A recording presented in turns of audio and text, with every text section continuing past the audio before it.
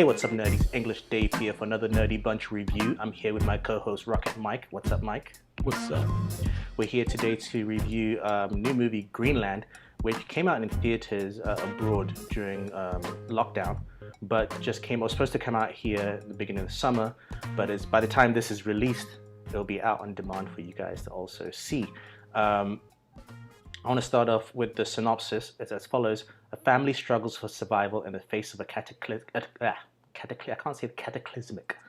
A family struggles for survival in the face of a cataclysmic natural disaster. This stars Gerard Butler and Morena Baccarin. This is directed by Rick Roman Wow. Whoa, I can't pronounce his name properly. It's Waugh. Whoa. I think this is a first-time director. Or this is the second movie he's ever done. But first thing, Mike, I want to ask you. Had you heard about this movie and what were your expectations going in?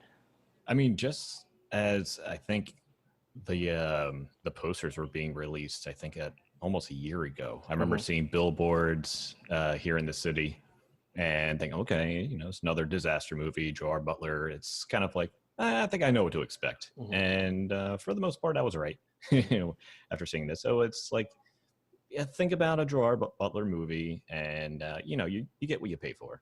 But that's the idea that I had before going into it. This is a movie that I've been hearing about by name, and the name doesn't really tell you anything about the movie. Once you watch the movie, the name makes sense. I won't elaborate on that, but just the name doesn't give you a clue on the movie. Like I'd even seen a poster on the name, like what is this about? Until you read the synopsis, you don't realize it's a disaster film. And one thing I was expecting going to this film, and in a way I kind of appreciated that I was wrong, is that I thought it would be a full-on action film. These kind of movies, you expect them to be full-on action hero type thing. And yes, it had its moments, right? But it's for Gerard Butler. It's kind of subdued. He's more of an everyman than an action hero. Yeah, and you don't expect that going in. I'm like, okay, he's definitely got to have some kind of like secret ops history, right? CIA background. Yeah, he's got some secret skills that he hasn't had to hack into for a long time. And I was really waiting for that to come back up, and I'm like, sorry, mini spoiler. Don't look forward to that. No, it's not that movie. A normal guy. He's just a normal guy, And let's talk about Gerard Butler himself. He's made a whole bunch of movies that feel familiar. It's not necessarily a bad or good thing. It's just a thing. It works for some actors, it doesn't work for other actors, and it's worked sometimes for him, sometimes it hasn't worked for him. He's a typecast. For sure. Exactly. But I think that sets up certain expectations for this movie because you think he's going to be an action hero. But I think he does the everyman dad well, though. I was like, it's not bad. I believed him as an everyman dad, because they didn't give him these situations where he has to be super action hero. Right. That's true. Even in the moments where there is action. Yeah, there is conflict, of course. Yeah, there is conflict. And there is parts where he definitely gets into some heat. But he handles it, I think, like most of us would. Exactly. You try to avoid the conflict as much as possible. And then once you're in it, you react in the way that any untrained person would do. Like he's basically on instinct at that point, And so I think, okay, that was believable enough, yes. And I think they, usually when we get these disaster movies, the perspective we get is always the same. Someone either connected to the government or involved with the government trying to either stop or alleviate the disaster. Like that's the goal, right? To stop the disaster. Yeah. What I appreciate about this movie is that it's a smaller scale. It's just a family trying to stay together. That's it. Like there's not really more than that. It reminded me a lot of The Impossible. Yes. With Hugh McGregor. Agreed. Based on a real disaster, and then the aftermath that happened into that, family gets separated, and then reconnecting, broke my heart. Definitely, that was like one of the top movies I cried the most out of. And there were hints of that in this, but not to the point where it was so graphic. No. Like The Impossible was very graphic. They really put into a lot of detail, like what actually happened there. With this, it's not as much. It's more of just like going through the motions of trying to escape this extinction level event, and then how they connected and how their journey ends at that point. And I also think they did a good job of usually when you have movies like this where it's a family, usually it leads to the lead actor, the main person carries all the weight of the film. Mm-hmm. And yes, it's more focused on Gerard Butler, but I think Morena Baccarin and her son and situation like that, I think they do a good job of kind of balancing both of them out. You know, because there are moments, obviously, it's a family trying to stick together. There are moments where they would get split and then they have to find each other and things like that. I think they do a good job of balancing this family, and you kind of end up rooting for them and saying, okay, I want this family to kind of get through this. For sure. Listen, it wasn't perfect. No. I didn't think like the chemistry was all there, but at the same point, you know, there was a mild backstory between Gerard Butler and Marina Baccarin. Their characters, you know, like they had some sort of falling out. But then, you know, like, you know, they stuck together through this. There were moments when I could have felt there was like a little bit more urgency in some of the scenes. Especially like during like the checkpoint scenes, I felt like I don't know, like just a handful that I felt like the way that it was just my acting critique, that I felt like they weren't pushing the scene fast enough. It was like a little bit too casual, or it was like it could have just been a scene from any other movie, but like I don't think they're really feeling the weight of the circumstance and you know, the situation that they're actually in. Only at times, like in the middle of the movie, you know. And I to take that further, I think that also, you know, throughout the film there are many challenges that they come across. I think some of the challenges, I won't go into specifics, some of them felt forced. It felt like the director's like, okay, you know, enough time has passed, we need another challenge, throw that in there. Sorry, it reminded me of like a John Hughes conflict. I'm like, really? You didn't think of that? Exactly. It just happened to be like so minor that actually ended up spinning it all into something way bigger than it should. Exactly. But yeah, no, I'm right there with you. I'm like, it's not believable enough. No. But I mean, that being said, to end the spoiler-free segment, I will say, if you're at home and you have something to watch and you chose to watch it, it's not a movie I'll say you must rush to watch, but if you decided to watch it, I don't think you would be disappointed either at the same time. It's a fine watch, you know. It's a definitely it got me thinking of like, oh, well, if this happened, I guess I just better, like, you know, just hug my knees and kiss my ass goodbye kind of thing, you know.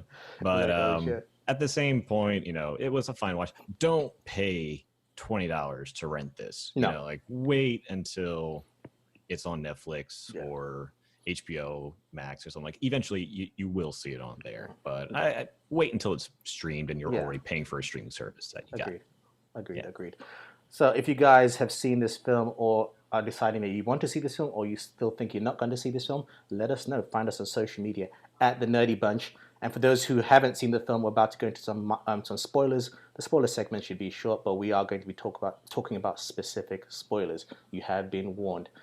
I didn't like that the ending showed that they survived. Like, it should have ended that they went in the bunker. We shouldn't have seen them coming out of it. I think that they had it right there. Like, I saw what they're doing. They're doing the Lord of the Rings ending, where they kept the screen black, but no credits showed yet. Instead, they're like, maybe it's ended. Maybe that's it. And maybe we got guys hanging on, and then there will be like a credit roll up. And you're like, oh, okay, that was it. I would have respected that ending. Exactly. It was just like bunker, the big one finally hit, and then you don't know if they actually survived that. Because what I'm thinking is, you know, I think it was like they said that piece was like 9 miles long. It covered all of Europe. I'm like, that thing would crack the earth in my mind. Like, I was amazed that anyone survived that, because at the end, then you start hearing all the radio signals and people reaching out to each other all over the world. I'm like, oh, it wasn't just that bunker. People found a way to do other ways, you know? Overall, what I wanted to see out of this was them going through all the motions, or like all the levels of finding the safest place to go to. You know, like when you find out that Gerard Butler's been chosen and you don't know why, you know, automatically I'm thinking, he's worked for the government. He's like CIA, super you know? spy. Yeah. You're not telling your neighbors, you know, you're trying to keep that in. Like, no, man, I'm just a civil engineer, you know, which is still great. And it's like, yep, they need those, sure. But I think I would have loved to see like they hit the bunker and then they realize a big one's coming. I'm like, you know what? We're not going to survive this. We got to shoot you up into space, and we have this secret thing on the moon, you know? And then like there was like all the complications of getting there, then actually taking off and actually landing on the, like I could have seen so many levels on this of like how to escape a natural disaster when you're the 1% chosen. But, I think they made a bigger deal of the whole getting the message thing, because it made you think, "Ooh, what is he? What does he do? What does he do?" And you find out, and it wasn't that interesting for his engineering skills. Okay, yeah, I like you guess. figure that out.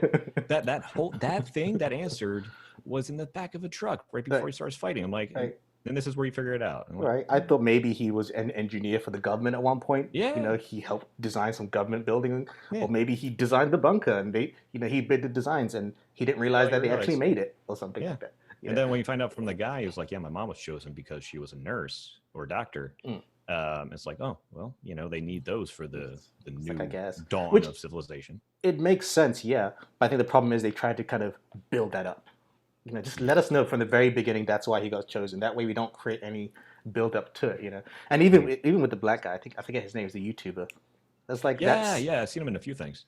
It's like having that scene just to have him killed off. I'm like, oh, okay, right. I guess. Well, I think was he killed? Because I thought it was like you see him in the tussle of everything. Yeah, no, he gets accidentally killed in that tussle. I think he gets thrown out of the truck when the truck crashes. Oh, right, because you don't see him after that. Yeah. Okay. And just little things like that where it's like, okay. And even when the moment where the kid gets kidnapped, I was like, wait, this is a whole different story. Oh yeah, when you got Roy from The Office who suddenly decides to be, like I'm going to be the savior of this kid. He's going to thank me. How did you think that was going to work? If I were that kid, I'd be like planning your murder at this point. I'm like, you just pulled me away from my get out the car, kid. Pulled my mother away. Like what? Oh yeah, that too. I'm like, I get it. I'm like, I can believe that he was so scared that he couldn't move. Yeah. Like that will shock you, seeing your mother ripped away from you. But at the same time, I'm like, yeah, man, just hop out of the car and just stay with him. But he's also a big guy. He would probably end up like throwing him in the back or something like that. Like actually now it's kidnapping. This is very true. Smart move at the checkpoint though. I really thought the moment where the neighbors start seeing the message, I was like, oh shit. I thought it was going to be some crazy. I'm glad they didn't do that because it went against expectations, but I was ready for like, oh shit, this is going to go to some places right now. That was so hard to see his neighbor like trying to like take my daughter, it was a big shift because usually in movies that have to do with mostly like war, as we've seen, like in the Middle East, there's always that scene where someone's like offering their child, like, please take my son or daughter with you, at least spare them, like they're trying to give it to like the military or something.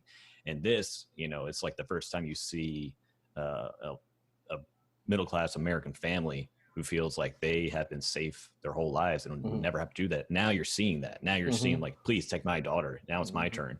That's a good point. Gerard Butler is like, still no, like they're just going to reject her once we get there. And now she's going to be orphaned, It's true. And I like that they mentioned that. I like that they mentioned that because it's true. Yeah. Because I was watching it with my wife and she's like, why don't you just take it? And I was like, to leave the girl outside. The government's not going to care that it's a little girl. She is better off with her family. Exactly. At least like spending her last minutes with them instead of alone with the military. And it does. It's one of those movies that make you think, like you said earlier, like, shit, how prepared am I? Like, do I know what to do? I don't know. And I'm still kind of confused about the connection that he had just to find the bunker in Greenland. That was the whole scene with the black guy. Was like that's why that scene bothered me because he's just there to tell him, oh, by the way, there's another flight going out there. That's it. Oh, that was it. That was just because he heard of it. Yeah, exactly. Not even like he's got a connection. Like, oh, I know a guy. Get me in that bunker, man. Okay. That makes sense. Okay, then. Yeah. And, again, to go back to my problem with the ending, the movie's called Greenland. The whole goal of the film was to get there. They got there. That's it. We don't need to... Didn't seem like that hard to get there either. No. they found a plane that they just made by stopping it. By being crash landed. I'm like, okay, there's conflict. Crash is because it's your fault, because not for anything. Extra weight doesn't help. Extra weight? Yeah, man. I was surprised they could even take off. Right. It was a small plane. Like that. The pilot ends up getting killed. Yeah. Oh, yeah. Because of it. But like we said, if you listen to this part, you've watched the film or you don't care about spoilers. If you do decide to watch it, wait till it's on a streaming service you're already paying for. Yeah. You won't hate it, but I wouldn't pay $20 for it. No. On that note, thank you, Rocket Mike. Thank you, English Dave. My name is English Dave, and this has been a Nerdy Bunch review for Greenland. And as always, Mike. Keep it nerdy. Keep it nerdy, nerds. Peace.